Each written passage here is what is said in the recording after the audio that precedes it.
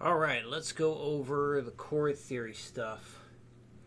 The goal here when doing this is whenever you go from one chord to the next, if a note or two notes can be shared, like if one note is shared between the two chords or two notes are shared because it's either one or two, we keep those notes in the exact same spot.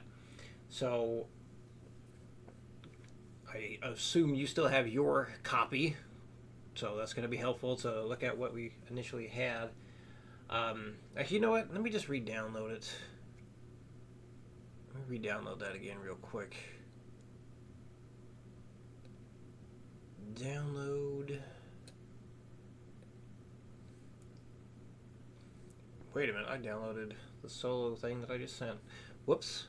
Let's try this. There we go. Okay. Alright, now I'm back where I need to be. So yeah, the C and G chords do share something. They share something.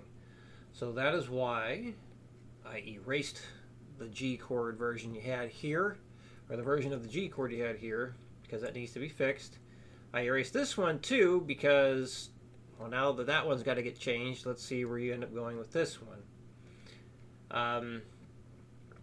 Moving along. Okay, C Lydian.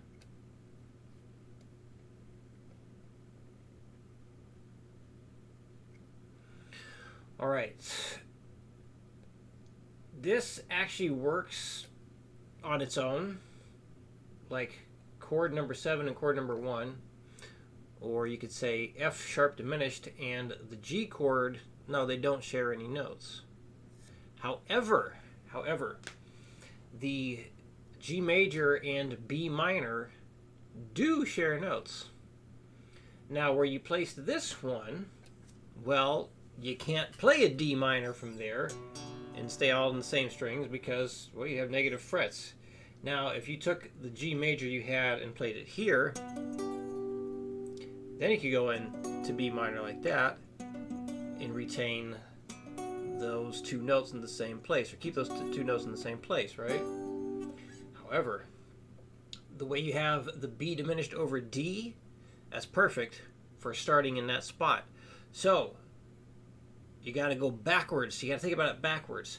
How can you go from this B minor over D into one of the G major chords? It's going to be an inversion, a G major chord inversion. This way you can keep the same notes found in the G major and the B minor. So you got to go from this chord into the G chord. So whatever is shared between the G major and the B minor must be shared from this chord going back into the G chord.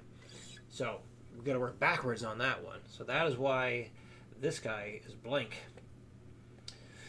And yeah, so B minor Phrygian is just B Phrygian, so make sure you fix that one.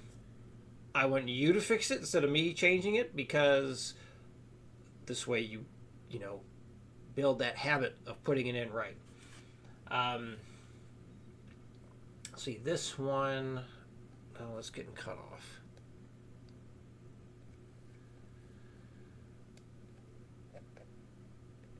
There's actually chord names missing on this. Like, I think you were working on it while I was writing out the solo, so maybe that's why you just forgot to put them in there. Now, normally, yes, going from this B minor to the C major, or chord 3 to chord 4, that makes perfect sense like that. Absolutely. However, the way it goes into the rest, like that, the C major right there into the A minor over C, yep, and that because the shared notes stay in the same place, and then going from chord 2 to chord 5, or the A minor into the G major or a D major, yeah, you kept that one right there. But now we're a little further away here, and if you kind of work it backwards, then we actually get a much more efficient, tighter chord progression or chord changes. So work it backwards. So instead of going from the, in order as it's laid out, like chord 3, 4, 2, 5, I want you to think about it the other way. Go this chord, let's put the B minor in there, got to label that, but go from B minor, chord number 3, into the D major.